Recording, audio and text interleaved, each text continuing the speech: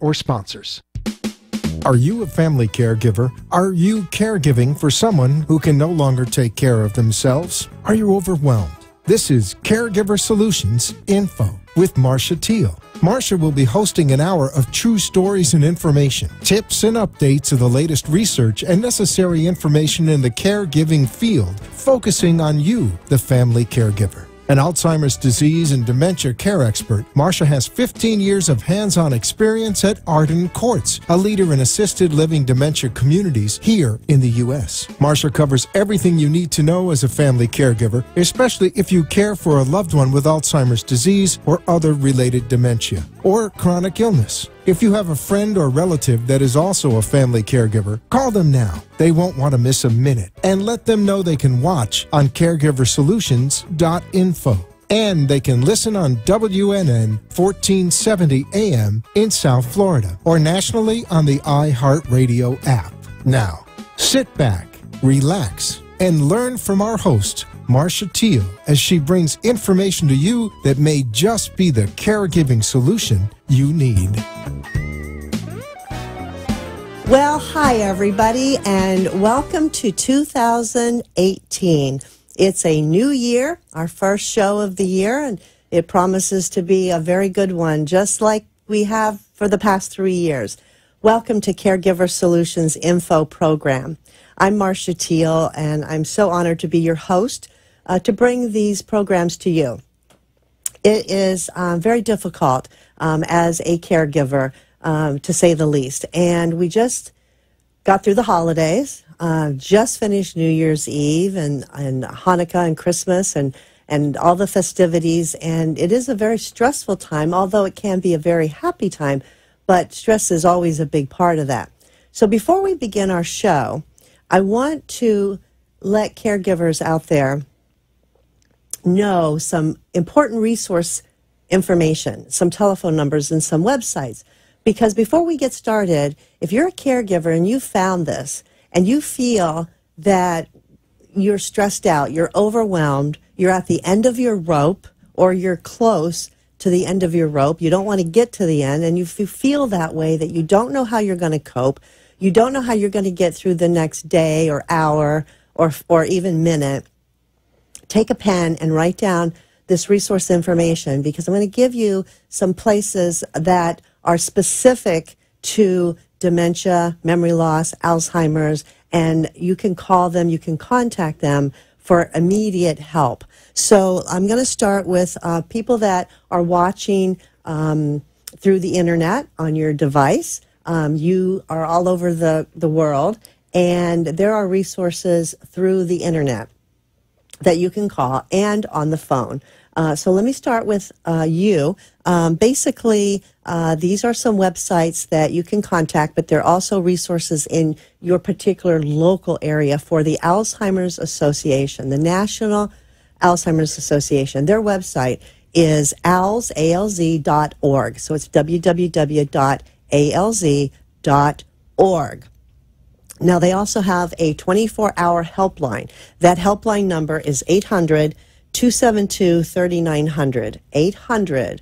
800-272-3900. You can call them 24/7 for help, whether it's 2 or 3 in the morning or, in the afternoon, whenever you feel that you just need to reach out and contact someone for some help, maybe someone to just listen to you. Whatever it is, don't be afraid. Reach out, get that help.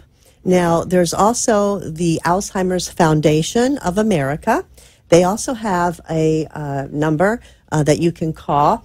That number is 866-232-8484. Again, Alzheimer's Foundation of America, 866-232-8484. Give them a call.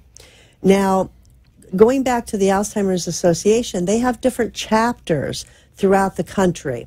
So here in South Florida, we have what we call the Southeast Florida chapter of the National Alzheimer's Association.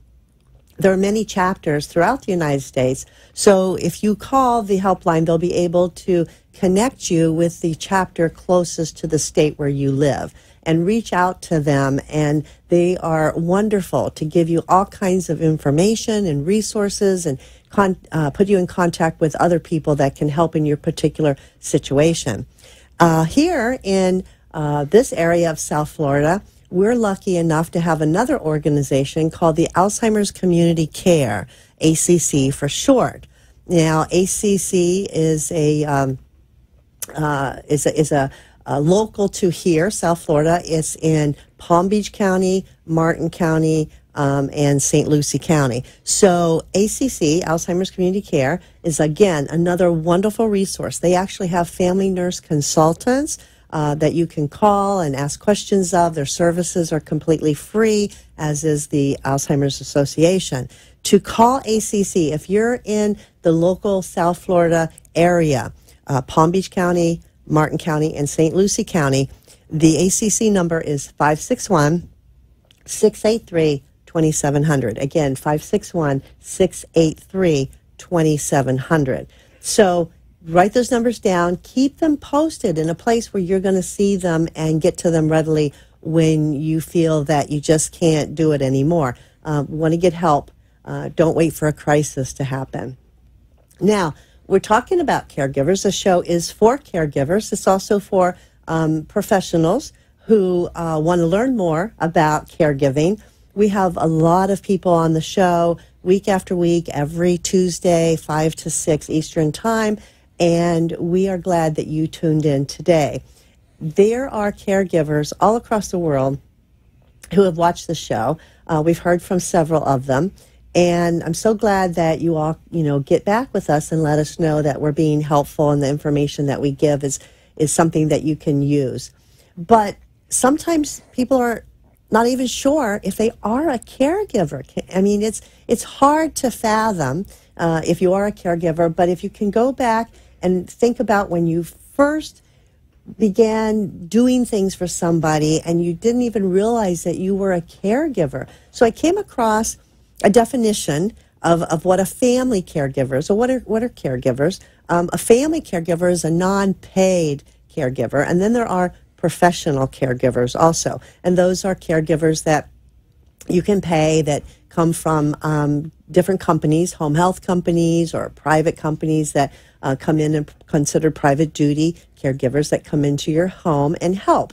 But this show focuses mostly on the family caregiver. That's who we address because family caregivers aren't trained. They don't go to school on how to be a caregiver like a lot of professional caregivers do. So I'm going to share with you this definition of what is a caregiver so that maybe you can help other people realize that maybe they are a caregiver and they don't even realize it. So what is a caregiver? A caregiver is anyone who provides help to another person in need. Usually, that person has a serious health condition and needs help with basic daily tasks. Caregivers help with things such as shopping, cooking, paying the bills, giving medicine, bathing, toileting, dressing, eating, and more. People who are not paid to provide care are known as informal caregivers or family caregivers. Others include adults caring for other relatives, such as grandparents, siblings, aunts and uncles, spouses caring for husbands or wives, middle-aged parents caring for disabled adult children, adults caring for neighbors or friends, and children caring for a disabled parent or elderly grandparent. So if you fit into one of those categories or know somebody that does, then you're most likely a family or non-paid caregiver. And this show is just for you. We bring it to you because there's a lot of resources out there, but there's never too many resources. And so this is a way for you to find information, to hear from other caregivers who have walked in your shoes, to get that information directly from them, and also to hear from professionals in the field about things that caregivers need to know about, such as getting your documents, your legal paperwork in order, talking about interactions with social workers and taking good care of yourself, which is very, very important to do if you're a caregiver. So we bring to you professionals in the field as well as actual caregivers to share their stories. So thank you all for tuning in. I'm so glad that you did. Today we're having a caregiver on the show who he's a gentleman who cares for his wife, and he has a story to tell, and he's going to share his story in just a minute when we come back from our first commercial break. So stay tuned. We'll be right back. Arden Courts is not just a place to live, it's a place to call home. Residential living combined with quality caregiving. This is the philosophy behind Arden Courts. Communities created exclusively for individuals with Alzheimer's disease and related dementia who would benefit from a safe and structured environment. For additional information about any of the unique services Arden Courts provides, call 888-478-2410 to locate a community nearest you. Inquire about our educational seminars, resource library, or support groups, or simply feel free to ask questions you may have about Alzheimer's and related dementias. At Arden Courts, we know, we understand, and we can help because memory care is all we do. Remember, call 888-478-2410 for additional information about any of the unique services Arden Courts provides. Hi, I'm Michael Mole, owner of Senior Helpers of South Palm Beach. Senior Helpers is dedicated to providing. Being unable to recognize the obvious often occurs with Alzheimer's or related dementias, even among their caregivers. When the time comes for you to decide that someone you love needs more help than you can give, will you be able to recognize it? Don't wait for a crisis to make the decision for you. Talk to Arden Courts. Memory care is all we do. We know, we understand, we can help. To learn more, visit arden-courts.com. Arden Courts follows equal housing opportunity guidelines. Wish to share a story? Call into the show at 888-565-1470 and talk with Marcia. Now, back to Caregiver Solutions. And we're back, and today my special guest is not only a caregiver for his wife. I've known him for about 3 years, and he's an awesome man. I'm just so pleased to have him with us today, and his name is Gus Litvak. Hi, Gus. Hi. Welcome to the show. Thank you. I'm happy to be here. Well, you know, Gus, it's a new year, and I wanted to say Happy New Year to you, but you know, I know your situation, and I know that it's hard to be happy when you're a caregiver for a wife who has memory loss. And we're going to talk about that today. And you're going to share with us your insights and your expertise, because who knows better than someone who's done it, and you're there in the trenches every day. So thank you again for coming to share your story. Tell me about your wife. Her name is Kathy. She's a pharmacist. She is one of the 100 children that survived Terezin concentration camp. Oh, my. During World War II.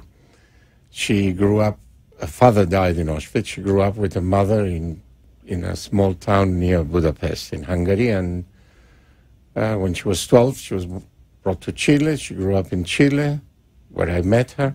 She went to the School of Pharmacy, and she became a pharmacist in Chile. Wow, she really, overcame some big obstacles. Oh, yes. And as soon as we came to the United States in 1970, within a couple of years, she was able to revalidate her pharmacy degree in the state of New York.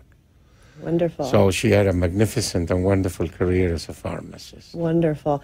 Now, tell me, this is prior to any memory loss, what is Kathy's personality, personally? Is she an outgoing person? Is she a quiet person? I mean, obviously we know she's determined and dedicated and driven because of what she accomplished. She was not quiet.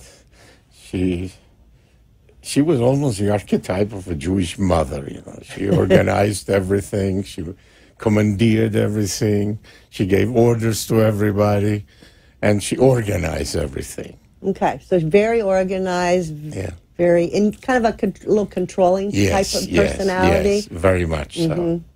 Okay, and did you all have children? Two boys. One of them was born in Chile, the other in the States. The young one is a doctor in Boston, a cardiologist, and the elder one is kind of famous in his own ways, the accidental Talmudist. He's a lawyer, but he became very religious and dedicated his life to the Talmud. Well, you got some he very lives in Los Angeles. Very good. You have some accomplished children also. Yeah. Okay. Now you're retired, right? Yes. Okay. And Kathy obviously retired, but we're going to talk about when she retired and if it had anything to do with her memory loss.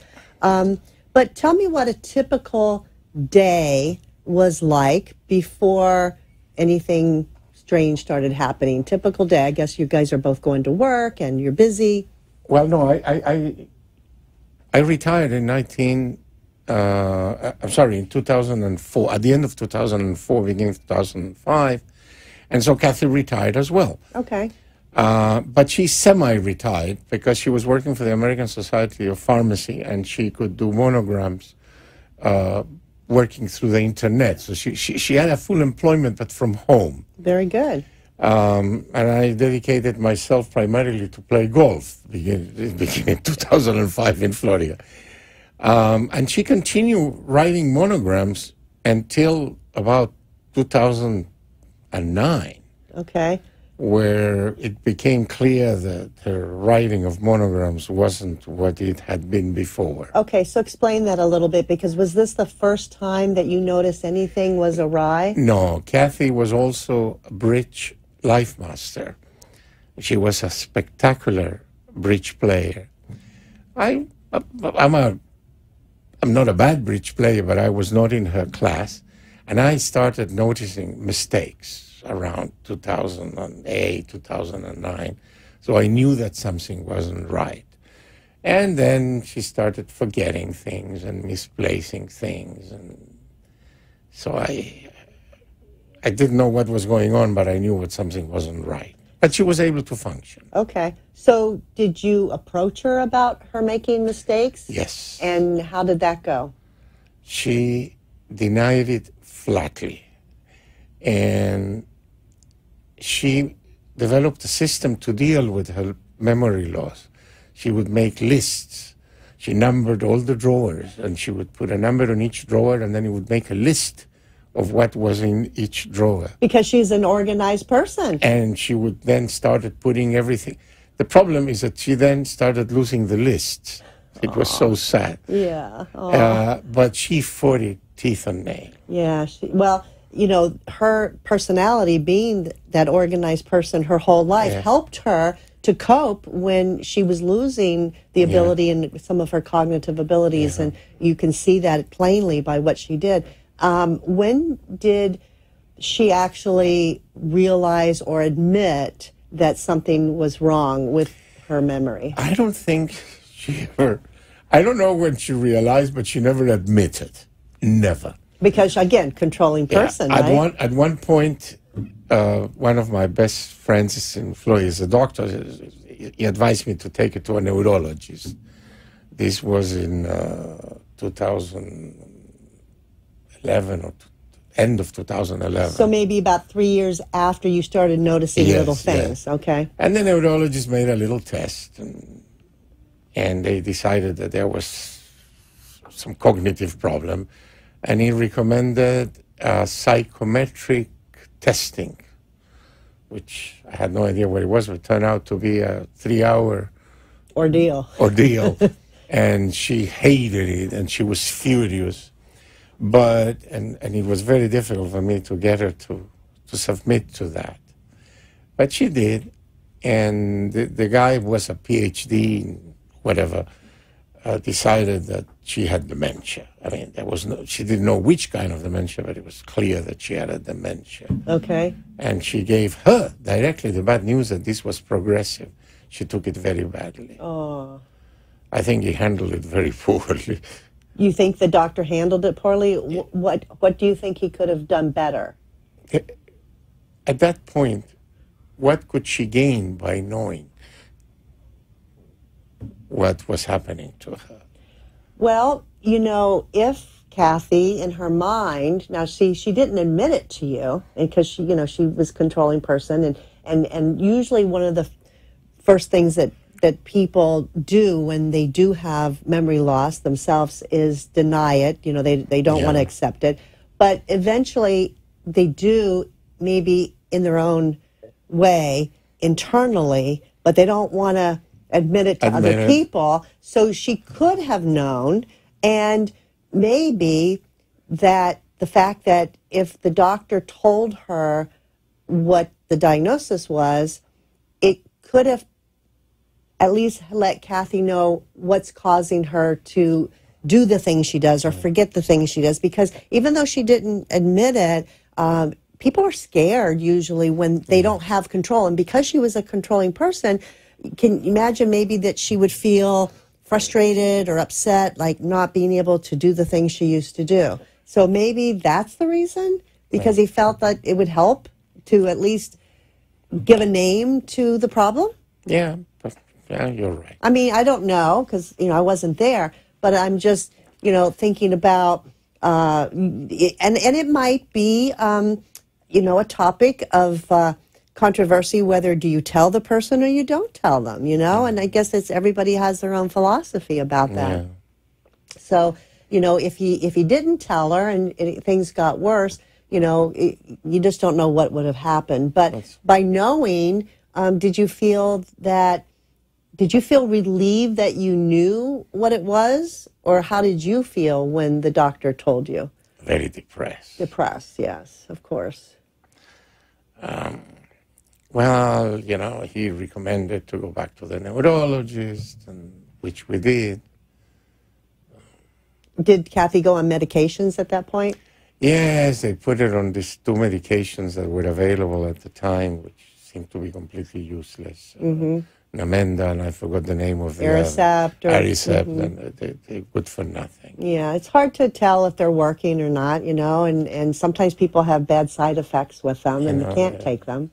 It didn't help her. Okay. So now that she knows, did your life change immediately in any way? Yes. Well, she was getting worse and worse. And a number of incidents happened. For example, I don't know, once she got very upset getting out of CVS, and she got upset with me, and she started walking in the middle of Congress Road, in the middle of the traffic. I had to call the police, you know. She kind of lost a little bit the sense of, I don't know, reality or whatever.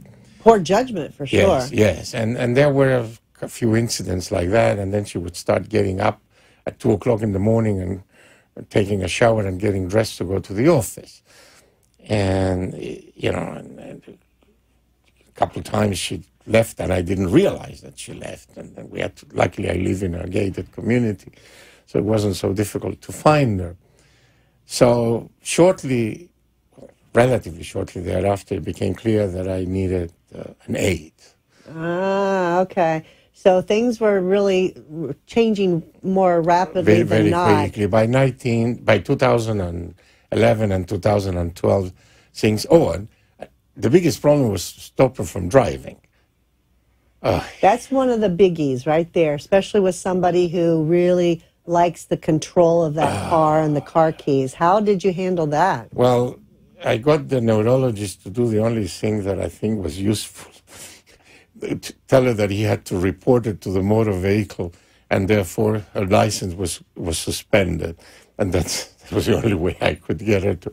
And then I convinced her that the aide wasn't really an aide, but a driver that could take it anywhere and do other things for her. Okay, well, right there, you showed your creativity being a caregiver, a brand new caregiver, because you had to kind of ease the situation to keep her from, you know, really being angry and getting all upset, because you kind of appeased her and you kind of walked that, you know, that line where it's like, do I just tell her the truth, or do I tell that little, you know, therapeutic fib and make her feel better about the whole thing? And so, you know, that's one of the things that caregivers have to decide to do. And some people hate making those decisions like, I don't like to lie to them, but if you don't, they can't be in our reality. And you said she lost her reality. Completely. Yeah, Now, how old was Kathy when she was diagnosed? This was 2012, right? Mm-hmm.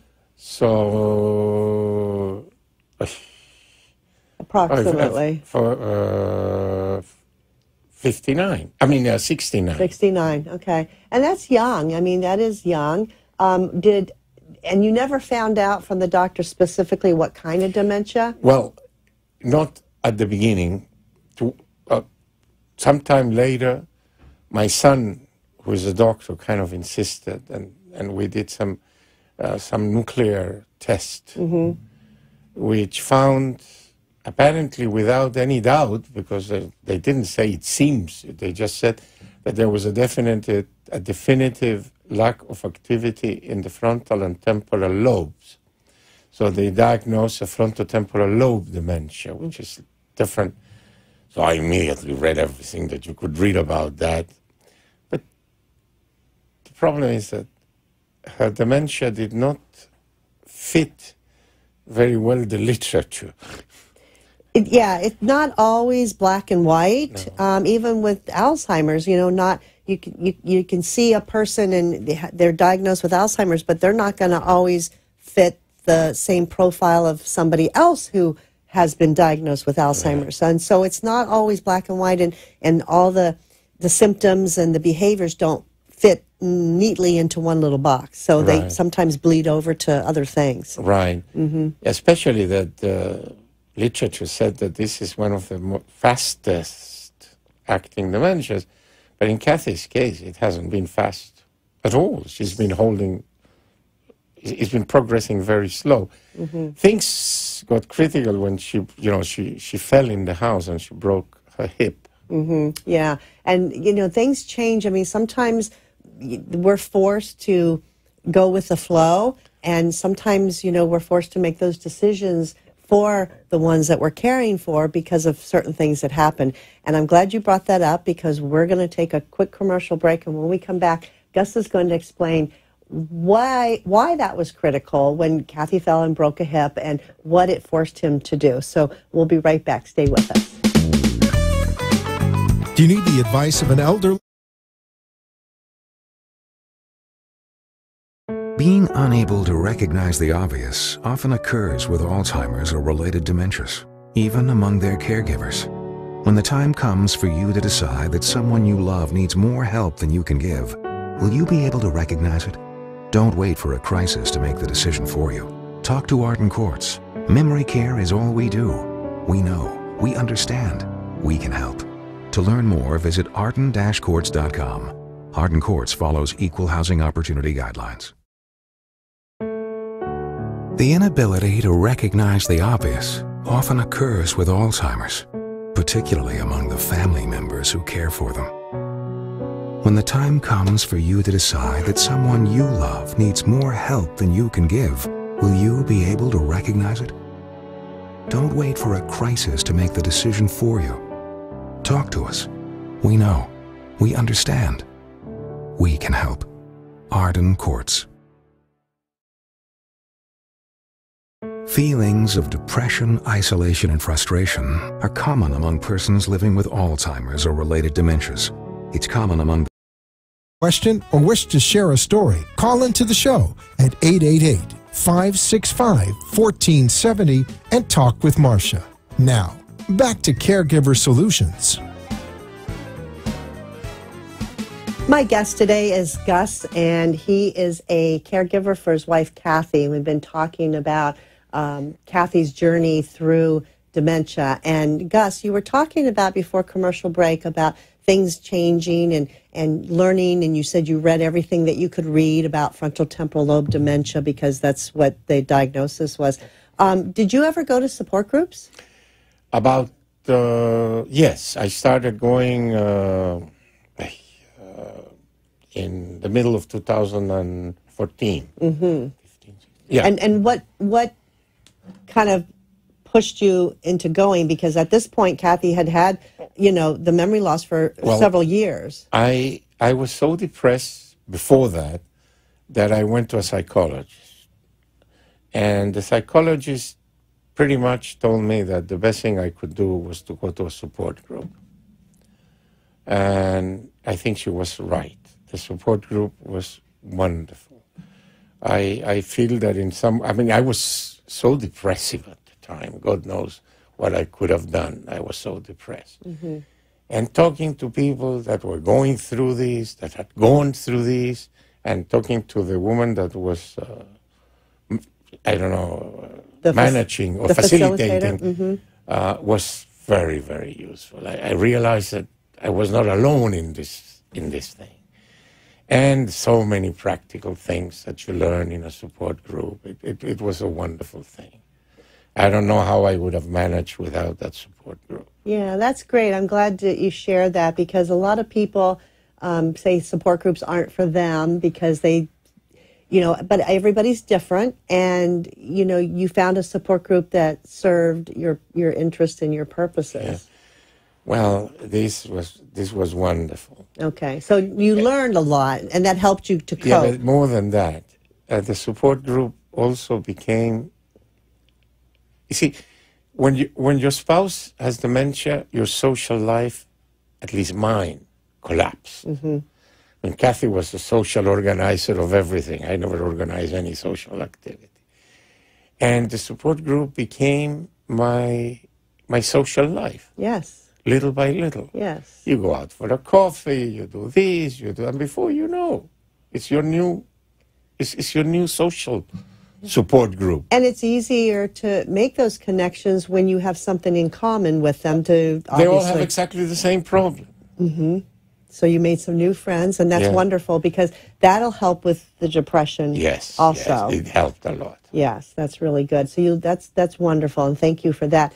You mentioned also right before break that at some point you decided to bring help into the home to get her some help. And what made you realize that you couldn't do it yourself anymore? Well, several things happened. I mean, Kathy got out of control once and started crossing a big avenue, putting her life at risk. I had to call the police. I didn't know how to I can't physically restrain her. And you can't be 24/7 around the clock either. And then at night, she would get dressed at 2 or 3 o'clock in the morning and go to the office or whatever. Mm-hmm. By that time, she was no longer driving, thanks God. And it got to the point that I just couldn't control her 24/7. So mm-hmm. I got aides. Okay. Thanks what I could afford them. Did Kathy accept the help from the aide? Well, not quite. She was very dismissive. Mm-hmm. But I convinced her that the main purpose of the aide was to be her driver, like her valet. And I didn't mention at all the aide functions, just that she was an assistant, because since she couldn't drive, now she had somebody that could take her wherever she wanted. So eventually she accepted. Okay, and so that was part of their routine, was the aide took her to driving in places. And to coffees and these and shopping. Get her hair done and all that. Okay, so that worked out for a while. Yes. But then something terrible happened. What happened? She fell at home and she broke her hip. And this was a disaster. We took her to the hospital. The hospital was good. I think the surgeon did a good job. Unfortunately, there is a little nerve problem that caused a drop foot, but I have since learned that that sort of thing happens, and you cannot really blame the surgeon for that. Mm-hmm. But I don't know if it was the anesthesia or the hospital or what, but she declined precipitously after that. Mm-hmm. But tremendous. And after that, they sent her to rehab because of it? Yes, she went to rehab to Heartland, which is the only dementia-specialized rehab in the area. Mm-hmm. Because once they break the hip, they have to usually go into a rehab. Rehab for somebody with dementia. Yeah, it's hard because they can't remember what they're supposed to do. And so the therapists there try their best, but the person can't remember to do the activities, to do the exercises. They don't comprehend. Awful. Yeah, it's very, very, very difficult. And sometimes you wonder, is this really helping? But it became very clear at that point that she had to be in an institution, that we couldn't handle this at home. Did you think about that yourself, or did you have pressure from family or friends? No. Well, my son, the doctor, helped me on this. He thought that she should be in an institution. But I think it was primarily talking to the people in the support group that convinced me that the time had arrived under the circumstances. And then, of course, I visited every facility I could find. You went searching, and when you but I had done that earlier. You had, and I was looking for a daycare center, and she had been going to daycare for a while. Okay, good. So when the support group, they probably kind of ganged up on you a little bit, and kind of said, now this is the way it is, because that's what support groups do. Yeah. They see it when you don't see it. But also, I was explained by the facilitator that experience shows that after a stay in a hospital and in a rehab place, I mean, it's not that it's ideal, but if you're going to place somebody in a memory care facility, that might be the best time, because they're not going from home. They're going from a rather unfriendly environment to another environment which is actually more friendly than the one in which they were. Right, and that usually is a good time to make that transition. Of course, people shouldn't wait until there's a crisis in order to make that transition, but if you're in that crisis, it's an opportunity to make the transition, because you say she's not back at home, and it's a little easier if they're used to being away from you, 24/7. They're used to not being in their home. They're in a rehab, and then make that switch over to an assisted living or memory care assisted living. Sometimes people go straight into the nursing home part, but I think assisted living is better if you can qualify, to go there. And it's sort of like it eases. It's not as difficult. Yes. Yeah.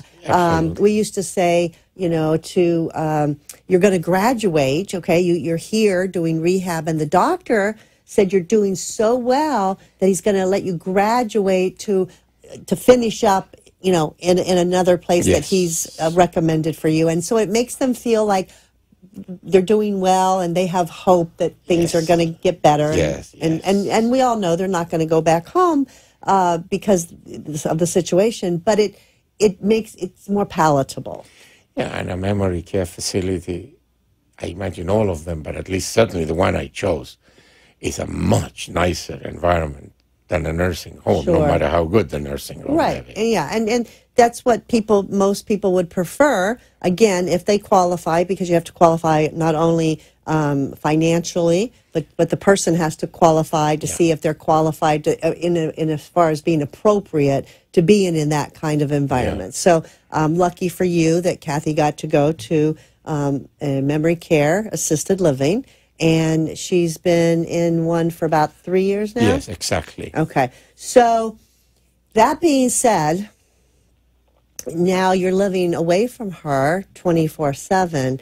How hard was it for you once Kathy went into the assisted living? You're home alone. You already had depression issues. You're home alone, and there's nobody there. And how hard was that? Very hard. Yeah. I tell you, I would lie if I tell that it gets easier. It doesn't. No. Just, I must start crying here. That's okay. We have tissues. It gets very hard. Yeah. Did you continue to go to your support group during this time? Yes. And were they helpful for you through this transition for you? Yes. But after a while, what happens with support groups, I found, is that support groups have sort of, a cycle of their own. Mm-hmm. And by then, there were a lot of new people in the support group.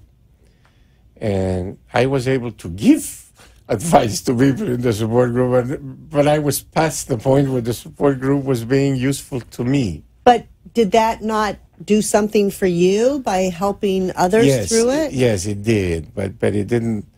But the support group wasn't as useful, Not to as it you, was. but you were useful to it. Yes, I was. Sometimes caregivers, when they don't have their purpose anymore by caring for their loved one day in and day out at home, they lose their purpose. And I know that there are a lot of men. I'm so glad that you're here. You're going to speak for the men caregivers, but there are a lot of men who delay placing their wives in dementia-assisted living just for the fact that they don't want to be alone, because they'll be alone and that scares them.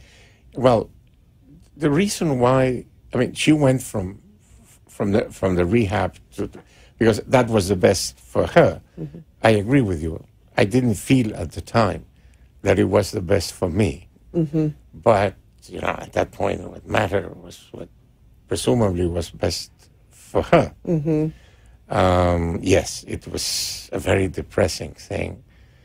I started going every day to the memory care facility where she is. And you still go every day? Every day. Wow. Do you ever feel that it's too hard for you to visit every day, or what motivates you? I am not convinced that it makes a huge difference to her whether I go or I don't. Probably doesn't. But it makes a difference for me. I go because I want to go, not necessarily because I think that she needs me there.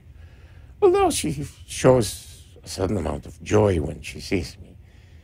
I just need. It's what you do for you. Yeah. Yeah. And you do other things for you, too, because I know you have friends and you continue to, do some social activities, which is important. Kathy and I used to do dancing, was one of our big things. And so one of the ladies of that support group likes to dance, so I have a dancing partner, which helps me. Once in a while I go dancing, I play a lot of golf. And there was a rabbi that gave Shabbat services in this place, and the poor guy died. And then there was a Canadian couple that did it for a while, and that didn't seem to work very well. So somehow I ended up doing the Shabbat services in the memory care facility. And apparently I was doing it okay, because then they asked me to do the same thing in another memory care facility in Boca Raton. So all of a sudden you have a new purpose. So now I have two. And, you have to prepare yourself. You have to have little stories. So, and I prepare music, and I have these Bluetooth speakers so that I can bring music to the service. And that, between the golf and the dancing and the services, I try to keep myself busy. You keep busy. That's very good. I also belong to some discussion groups where we try to fix the world, of course, and we never succeed. Well, let me know if you do. That would be very good to know. I want to be the first to know how you're going to do that. We're going to take a quick break, and we'll come back with more wisdom from Gus. So be right back.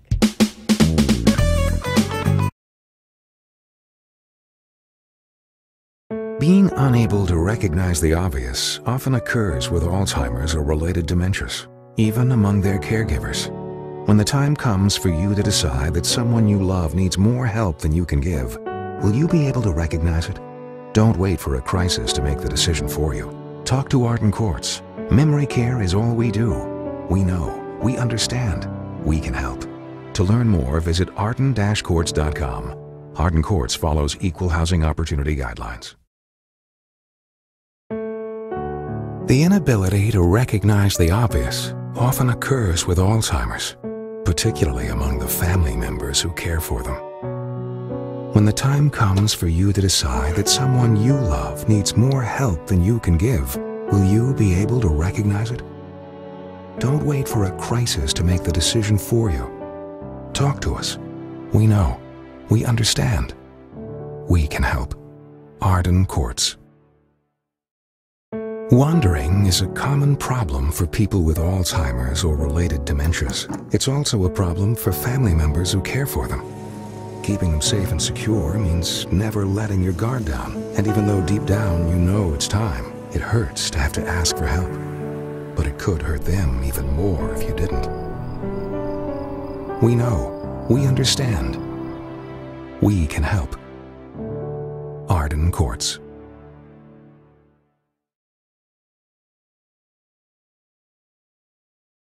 Feelings of depression, isolation, and frustration are common among persons living with Alzheimer's or related dementia. Or wish to share a story, call into the show at 888-565-1470 and talk with Marcia. Now, back to Caregiver Solutions.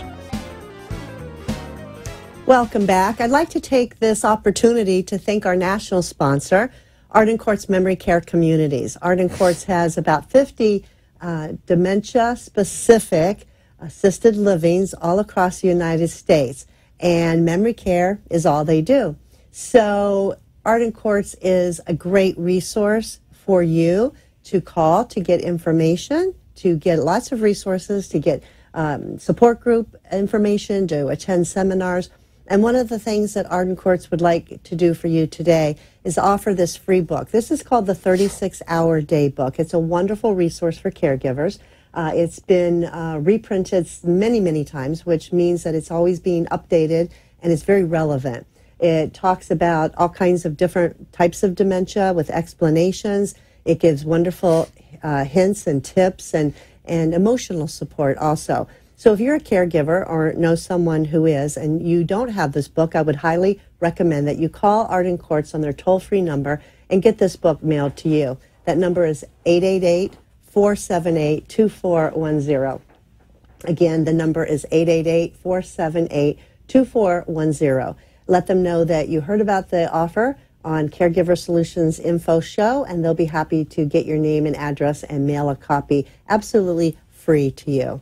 So my guest is Gus, and we've been talking about his wife, Kathy, and his caregiving efforts. And Gus, I just, again, thank you from the bottom of my heart, because I know it's very emotional. It's a very hard thing to discuss. And it's been 3 years that Kathy's been in a dementia-assisted living. She was diagnosed several years before that, and even before that, her symptoms started showing. You said to me during commercial break something that I think everybody should hear about, does it get easier? Will you say that again, what you said to me? No, it doesn't get easy. I mean, anybody that tells you that as time goes by, a caregiver, that the pain will ease up, or that, no, it doesn't. It never eases up. Mm-hmm. It's, well, I mean, look, she's my wife of 53 years. I mean, how could it ease up? I don't know if the same thing applies to a sibling or a parent, but in the case of having a wife, it doesn't ease up at all. Yeah, it's not easy, and it doesn't get easier, and I think that's why a lot of people call this disease the long goodbye, because you know ultimately where you're headed. Yeah. Yeah, it's very difficult. And, I know I've known you for about 3 years, and you always have a smile on your face. You're to me, a happy person. You're a very positive person. So knowing how you feel, how do you exude this positivity? How do you make it through every day with the pain that you have inside of you? What do you attribute that to? I think I have learned many, many years ago, maybe because of my job, who knows what, to compartmentalize. In other words, this is this, and this is this, and if now I'm saying hello to you, I'm focusing on saying hello to you, and try to think on one thing at a time. Mm-hmm. That perhaps explains why I can do that. Also, I kind of get a kick out of making people smile. I don't know why. That's a good thing. Yeah. That's a very good thing. So you volunteer, and that's one of your activities that you do, and you volunteer at the assisted living, and that in itself make a lot of people happy, because I know that you're there, you do Shabbat services, and the Shabbat services are for the residents that live there.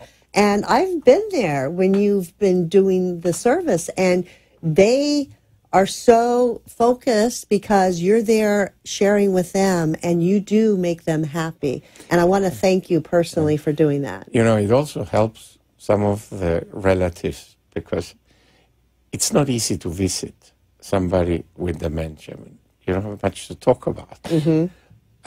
And I have found out that many relatives come during the service, because that way they are together with their loved one. They don't have to talk. They just sit there. But yet they're together. Yes. So they're sharing something together, which is a lovely thing to do. And also, if you go every day to a place for 3 years, what happens is that you end up knowing all the residents. And you know their weaknesses and their problems, and you know how to make them smile, and you know how to calm them.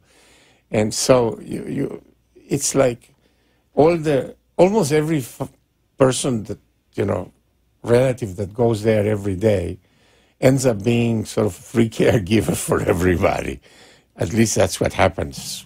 Well, they become involved and connected, and it's almost like it's all one big extended family when you're in a great assisted living for memory care that has that kind of environment. Yes. You see in the group that we have there, you know them all. And everybody pitches in for everybody. Yeah, it's the camaraderie. You know, we're all in this together. What can we do to help? So before we end today's show, what advice, knowing now that you've been on this journey a long time, since back before 2008, with being a caregiver and looking back now, what advice would you give to caregivers, something that you learned along the way that you would like to share? And it could be several things. Well, I think the main thing that allowed me to survive is that you have to understand that life has to go on.